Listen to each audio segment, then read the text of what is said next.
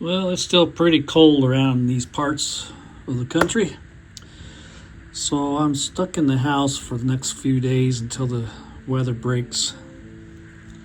It's just too cold to go out to my shop. I have no way to heat it and all that stuff, so we're gonna do some stuff in the house. And what I did was I ordered me a wireless microphone to see if I can help enhance my speaking on the voices, on the voice, on the videos. But essentially, what I'm going to do today is, like I said, when I got this neck, the fret ends on it are really sharp. Not real sharp, but they're sharp. And so I'm going to show you how I fix that.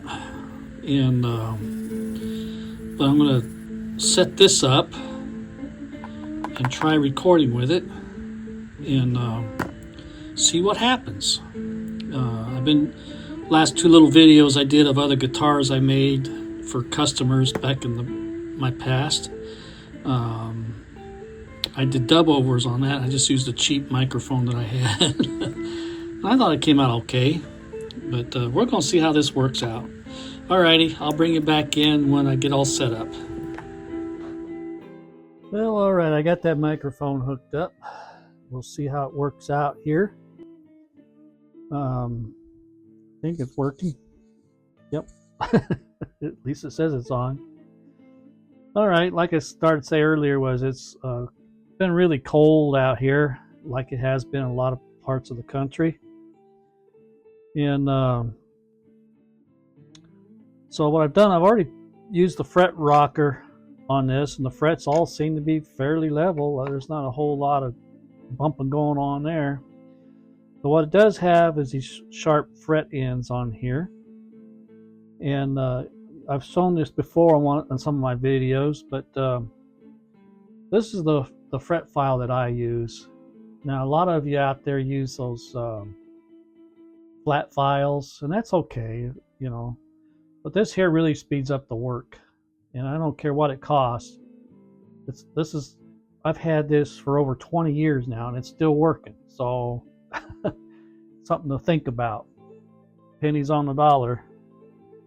And just because something costs a little more money in the beginning, how many years is that going to last? That's what I look at. And if you're going to be in guitar building or even repairs of any kind, especially fret work, you need a really good fret file. And this, to me, is one of the best because you can recrown your frets. And like I'm going to show you right here, we're going to take that sharp edge right off of that, off of these frets.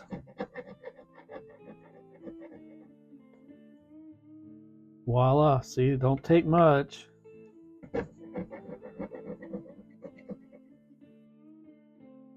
Almost there already. So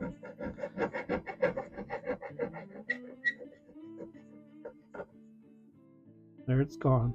Let's go to the next one.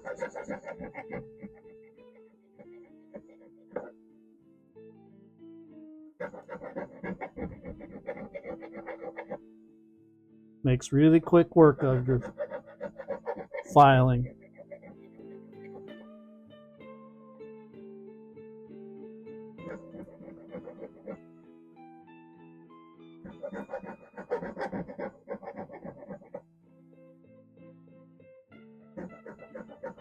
And again, you know, I'm just showing you what I do and how I've been doing it all these years. Some of you newbies out there need to learn from us seasoned guys. You know, I'm well seasoned. I actually started working on guitars long before I started making guitars.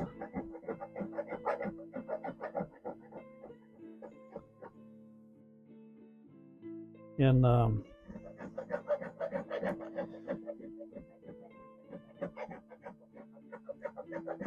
so what I learned in repairs and things just transferred over into making guitars.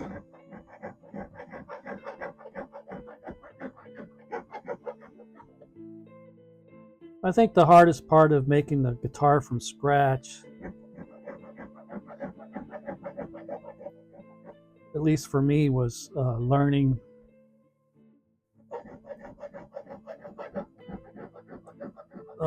like you're doing a set neck or a bolt-on neck, and getting that neck pocket cut right, get it routed right and stuff. That's a little bit of a learning curve for me. It was, and but after I did some things and did a few guitars, you start to learn. And people, there's always a way to fix most 98, I'd say 98% of the problems you encounter. There's always a way to fix it or counter-react it. And it's just knowing what to do in today's world. When I first started,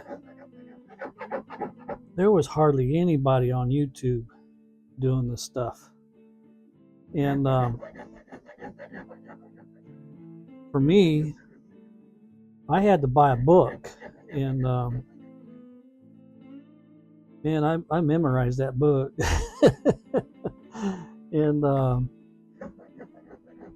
And in that book, they recommended one of these files, and so that's what I bought. And it really does help speed things up and makes things your life a little easier to do.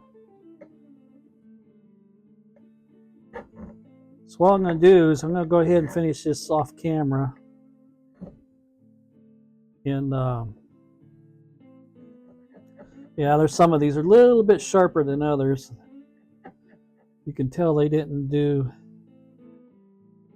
hardly any fret work from the factory. Yeah, see, this one's a little bit proud of that binding, so we're going to have to file that off. So now, because my roundover file can't reach that, I have these needle files that I've been using also for a long time. I can find the right one here.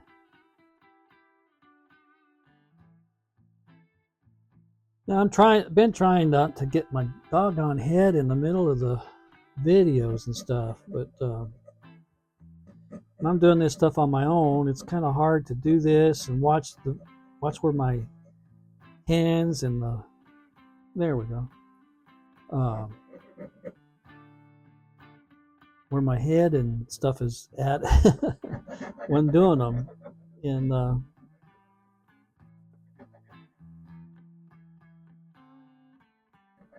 so anyway, I think a lot of my videos have improved over the years. I have, I forget now, I know it's over 250 videos online right now. If you watch some of my early ones from my earlier cell phone that I use, you'll see a big difference in what that looks like compared to what they look like now. And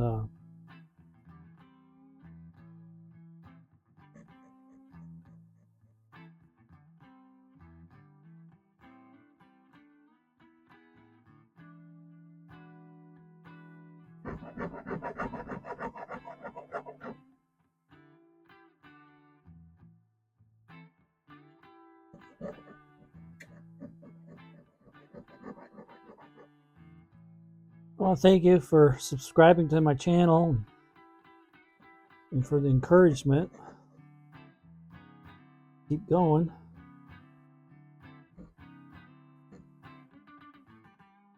I'm really fighting a battle, and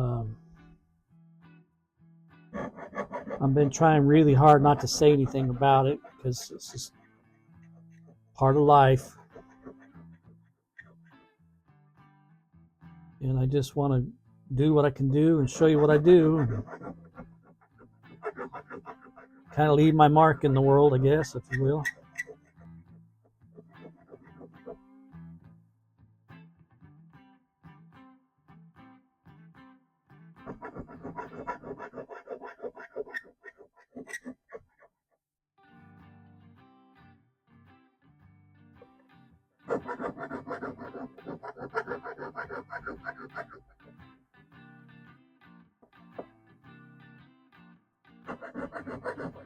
Yeah, some of these aren't as proud as others.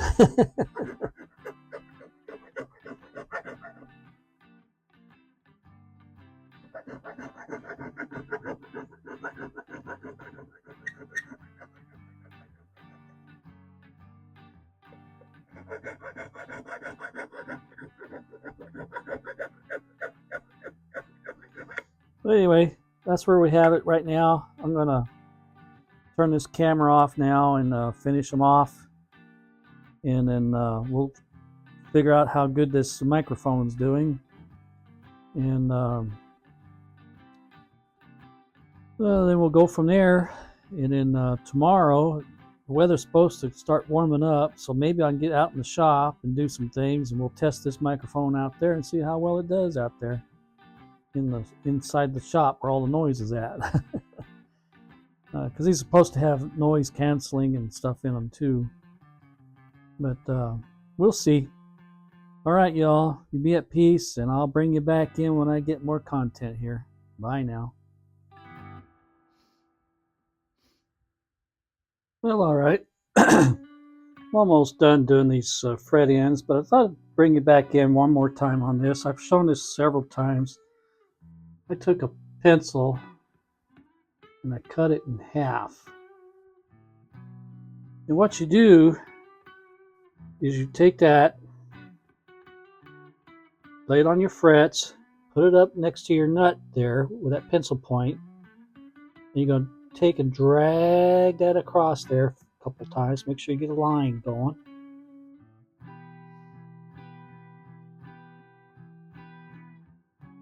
And what that does is it shows you the height of your frets.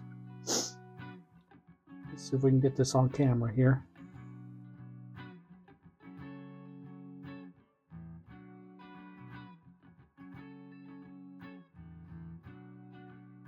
You can see that line. I'll get it so you can see what I did here. Yeah, there you go. See the line running across there? As you can see, those string slots are not all the way to that line yet. That means I'm going to have, when I string this guitar up, it's going to have high action here at the first fret. And I'm not going to file it right now. What I'm going to do is going to wait, and then once I get it strung up, then I'll file them out. And by looking at it, it looks like all the fret lines are straight. They're not curved with the headstock. And that's very important because you want your string to play off this side of the nut, not on this side of the nut, or not in the middle of the nut. If it is, your intonation will be way off. So anyway, that's where we're at with that. I'll finish this, getting those rough edges off these frets, and then put this video together. I'm thinking out loud. Put this video together, and then we'll tomorrow. I have not decided yet if I'm going to take the body back out and then cut the route out for the control cover. Right there. Remember in the other video I showed you I drew that out. So we'll be cutting that out. Get that in place. Oh yeah, and then drill for the output jack. And after that, should be gluing this neck into place, and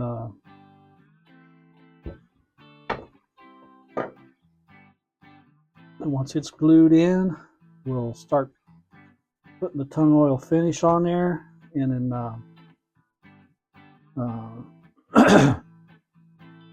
and after that, we'll be putting it together. All right. All righty. You all be at peace, and we'll be talking at you.